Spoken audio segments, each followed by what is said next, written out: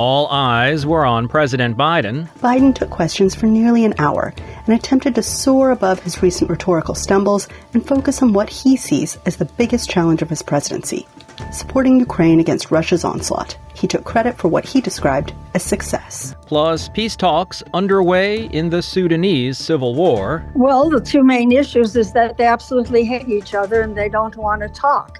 And later, a Russian assassination plot in Western Europe, an update from Kyiv, and Iran's missile manufacturing. Today is Friday, July 12th, and this is VOA's Flashpoint Global Crises.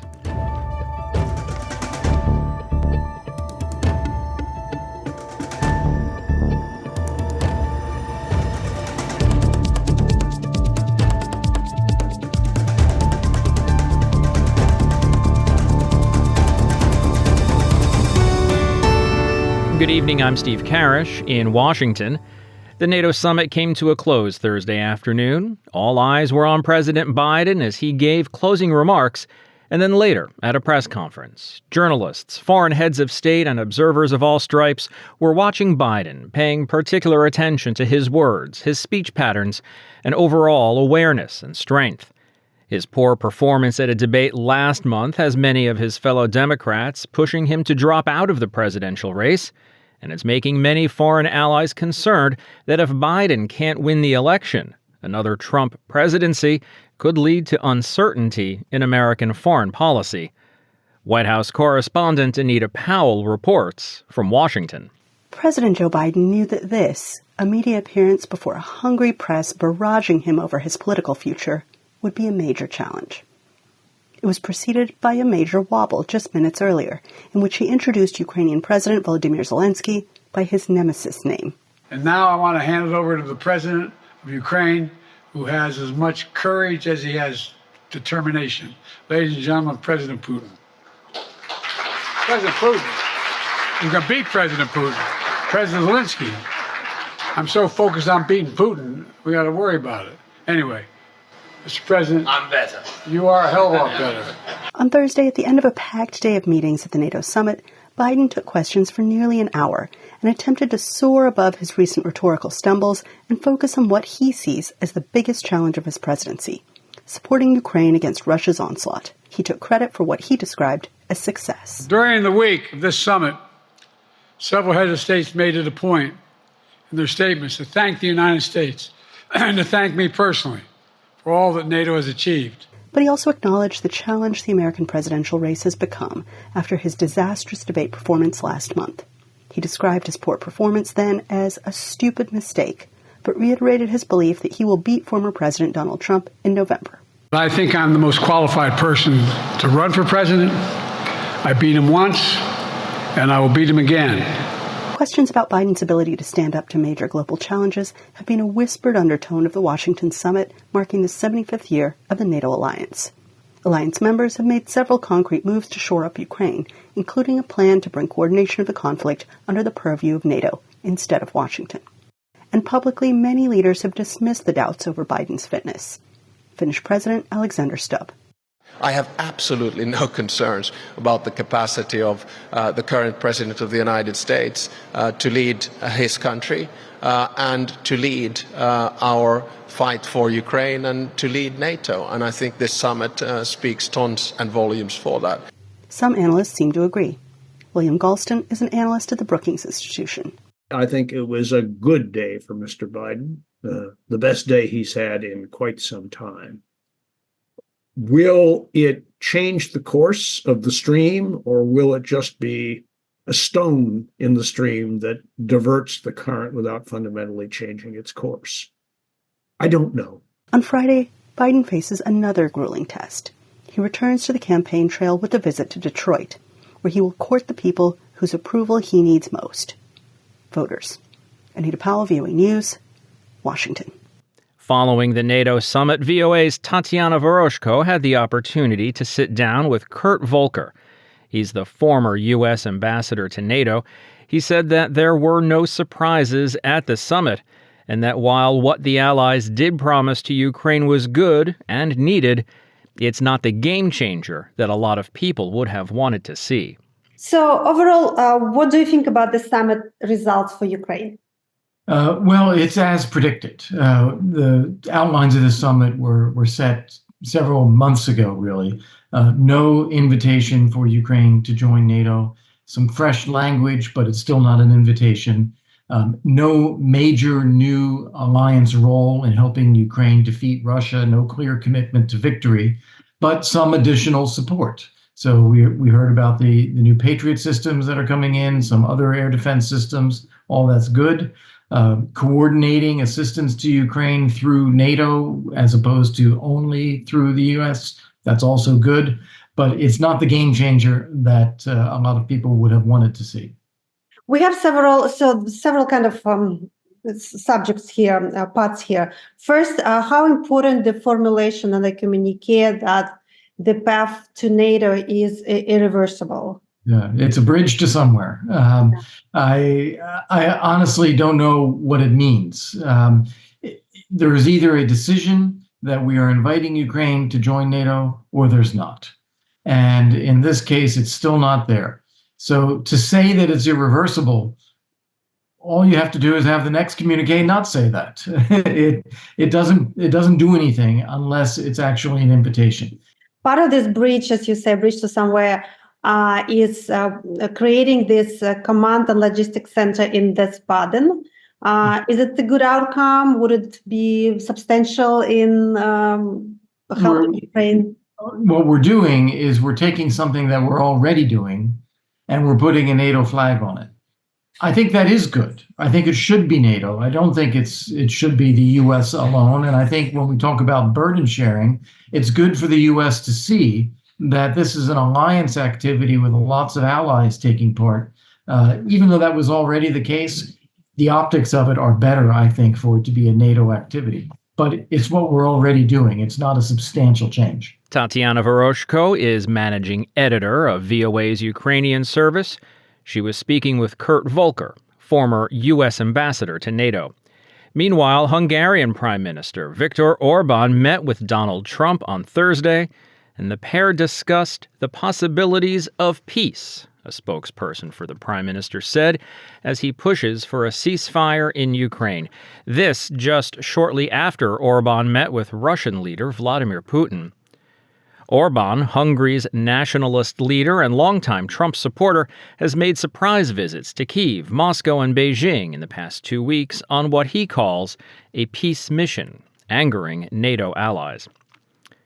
And as negotiations for peace aren't something that looks like they'll happen anytime soon, 24 countries signed on to the Ukraine Compact at the NATO summit in Washington.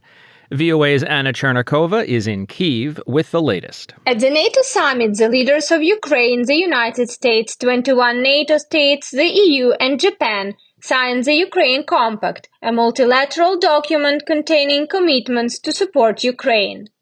The document aims to accelerate collective efforts to meet Ukraine's comprehensive security needs. The countries participating in the compact are pledging to support the urgent needs of Ukraine in the field of defense and security, and to accelerate efforts to rebuild the armed forces of Ukraine. They also pledge to, in the event of a future Russian armed attack on Ukraine after the end of the current hostilities, quickly and collectively convene at the highest level to determine appropriate next steps in support of Ukraine. Meanwhile, during a joint press conference with NATO Secretary-General Jens Stoltenberg in Washington, President of Ukraine Volodymyr Zelensky said he believes that the West should remove all territorial restrictions on the use of weapons by the armed forces of Ukraine. President Zelensky emphasized that Ukraine should carry out both preventive strikes on the territory of Russia and retaliatory strikes. If we want to win, if we want to prevail, if we want to save our country and to defend it, we need to lift all the limitations. Also, Zelensky insists on Ukraine's right to strike military facilities from which attacks on Ukraine were previously carried out. If they attack us, hit our hospitals, then I have a crazy question. Why can't we hit back, he said. Volodymyr Zelensky added that he expects positive decisions on this matter. NATO Secretary General agreed with Zelensky, saying that Ukraine's right to self-defense also includes the right to strike military facilities on the territory of Russia. Anna Chernikova, VOA News, Kyiv.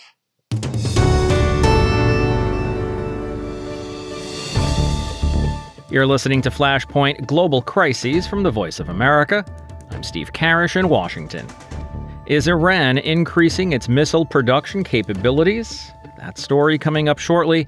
Now, though, more on the situation in Europe. CNN and the New York Times reported on Thursday that German and American intelligence agencies have uncovered and disrupted an assassination plot by Russia against the chief executive of an arms manufacturer that supplies Ukraine. Reuters' Ryan Chang has that story. Russia planned to assassinate the chief executive of German arms maker Rheinmetall, and the US and Germany had foiled their plot. That's according to reports from CNN and New York Times on Thursday. They say the plot to kill CEO Armin Papago was one of a series of Russian government plans to assassinate industry executives across Europe who were supporting Ukraine's war effort. Rheinmetall had been producing artillery shells and vehicles for Ukraine. The reports say US intelligence first discovered the plot earlier this year. They told German security services, who were able to protect Papago. German Chancellor Olaf Scholz declined to comment on the report when asked about it during a press conference at the NATO summit in Washington. Rheinmetall said in a statement that necessary measures are always taken in regular consultation with security authorities. That's Ryan Chang of Reuters reporting for us today. And in South Asia, a search for survivors is ongoing after landslides swept 2 buses into a swollen and murky river in southern Nepal on Friday. At least 62 passengers are still missing. Landslides and floods triggered by torrential monsoon rains have killed at least 91 people in Nepal since mid-June. The Reuters news agency reported this week that Iran appears to be conducting a major expansion of 2 ballistic missile sites near Tehran based on satellite photos examined by U.S. researchers. The photos taken by Planet Labs in March and April showed more than 30 new buildings have been constructed at the Modaris military base and Kojir military complex since last year. John Krasniak is a researcher who specializes in Iran's missile program at the Wisconsin Project on Nuclear Arms Control. He told my colleague Michael Lippin that he's confident the new buildings at the Iranian sites will be used to produce solid rocket fuel. Now, we can't say for sure exactly which missiles or what kind of missiles Iran might be producing at these facilities. For example, these could be smaller artillery rockets, they could be air defense missiles, they could be Iran's larger ballistic missiles. We really can't say for certain just by looking at the buildings. How significant is this construction that appears to have been underway at these 2 sites when you look at the totality of Iran's missile program? Well, these are 2 of the main missile production sites in Iran. Modares is associated with the Islamic Revolutionary Guard Corps, and Kojir is associated with the Aerospace Industries Organization, which is sort of a state-owned company that's really, for a long time, been sort of the main producer of Iran's larger ballistic missiles. So this is pretty significant, but these are not the only sites where Iran produces missiles. In particular, the Revolutionary Guard Corps has another site at Shahrud, but that one has been undergoing expansion for years as well. So we see this is sort of a snapshot of a larger trend that we're seeing at a lot of the production sites in Iran. How secretive does Iran tend to be about its various missile production locations? Well, like every country, Iran's military sites are considered pretty sensitive, and officials don't want to talk about them. The one site maybe that has been in the news the most is Parchin, but otherwise, Iran really does not like to talk about the military sites. And just to give you a few examples of in the past, when accidents have happened or things have happened at some of these sites, there's a lot of obfuscation and opacity around what happened and where it happened. So, in fact, in 2021, there was an explosion at the Modares garrison right next to where this construction is happening, actually. And at first, the Revolutionary Guard Corps put out a statement saying it was a research center. Then the news outlets in Iran sort of changed tack and started saying it was just a depot. And they never really said what it was for. So we rely on sort of our independent analysis and the bits of information we can get to try to draw our own conclusions. Well, what do you think it means when satellite photos are published and analyzed and revelations come out about new construction at this missile facility and that missile facility? Do you think Iran gets worried when it sees information about these sensitive sites being shared in the West? And do you think it might do anything differently? Well, I think Iran has over time tried more and more things to hide certain facilities and to make them hardened against potential attack once they are identified. I think it's probably inevitable that some of these places get identified because of their unique appearance, even in satellite pictures. But they build tunnels, they build facilities underground, they do a lot of things to hide some activities when they can. Of course, it's very costly to build an entire facility underground as opposed to building it outside, but they do these sorts of things. That's VOA's Michael Lippin speaking with John Krasniak of the Wisconsin Project on Nuclear Arms Control. Critics say that Pakistan is increasingly becoming an authoritarian state, and this week's decision by the government to authorize a military spy agency to tap civilians' phones isn't helping. From Islamabad, VOA's Pakistan Bureau Chief Sarah Zaman looks at why the state is clamping down on people's rights to free speech and privacy. Prominent Pakistani journalist Muniza Jahangir is used to watching her back. Press freedom in Pakistan is limited. But on Monday, the government authorized the Pakistani military's main spy agency, Inter-Services Intelligence or ISI, to tap civilians' phones. And this has Jahangir worried. What I've experienced in Pakistan that our phones were already tapped. This is nothing new for us. But what this has given, the cabinet approval of this, has given a legal cover to surveillance of civilians.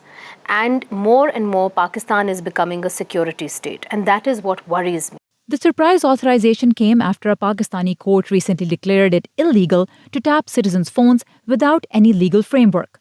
The court order also revealed telecom companies are required to run an automated mass surveillance system in Pakistan and share people's call and text message content with state agencies without any oversight. Political analyst Zahid Hussain. A weak civilian government with support of the military, which does not have complete hold, and so that makes them much more authoritarian, because a weak government to continue or to sustain needed some kind of they use coercive methods, and that's what exactly we are witnessing today. Many worry that giving the military-run ISI the power to spy on civilians will lead to a witch hunt of opposition politicians and critics. Pakistan's Law Minister Azam Nazir Tarar dismissed such fears. The measure was not debated in the parliament before approval. It came as an executive order.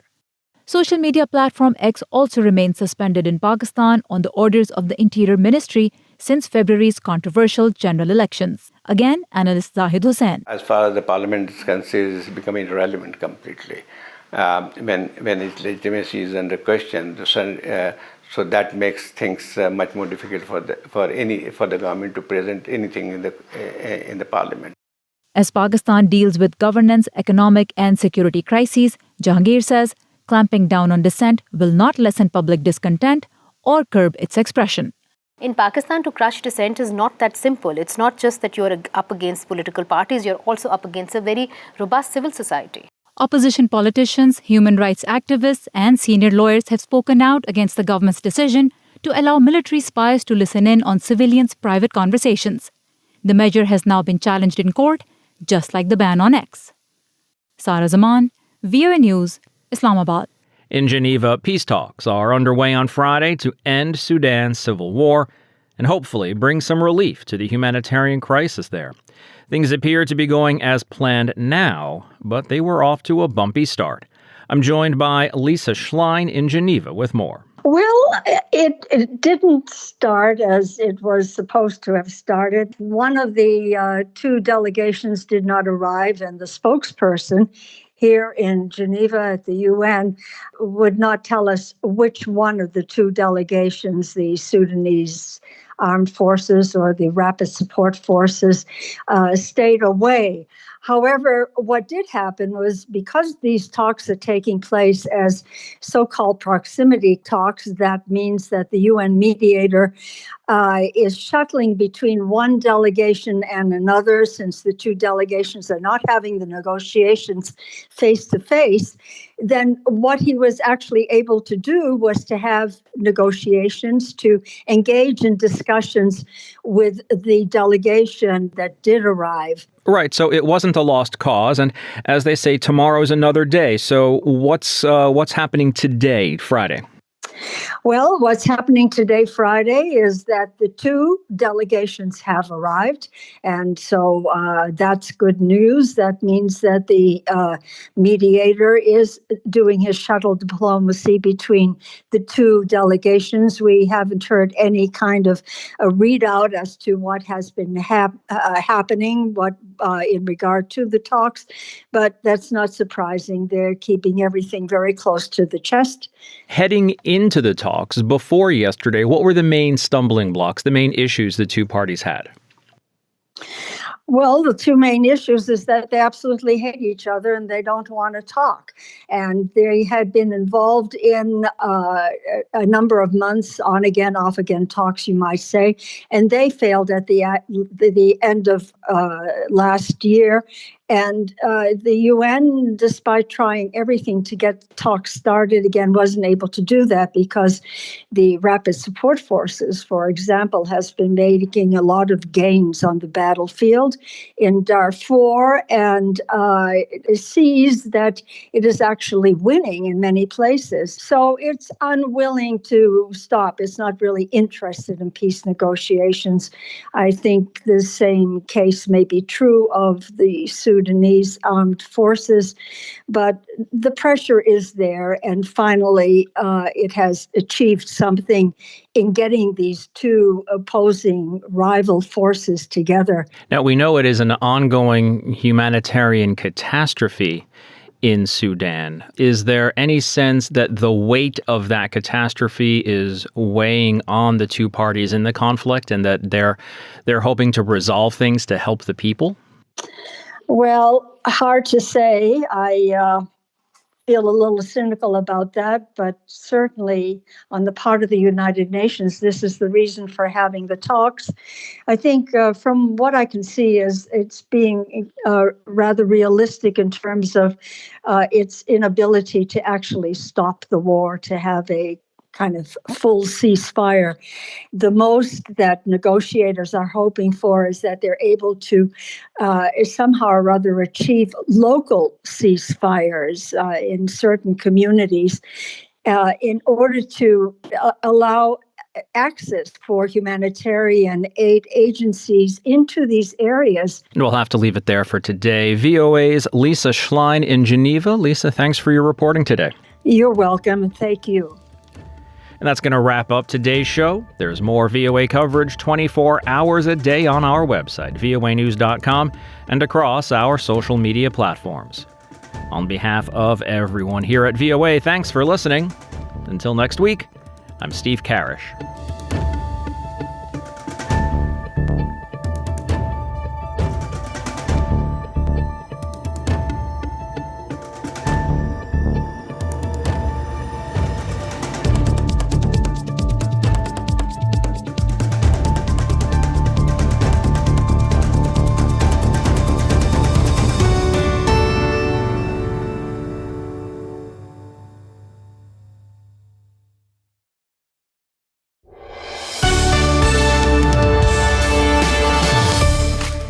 For deeper dives and expert analysis, listen to VOA Podcasts. Issues in the News explores the biggest stories every weekend, while International Edition keeps you informed every weekday. Plus, with the 5-minute newscast at the top of every hour, you're always up to date.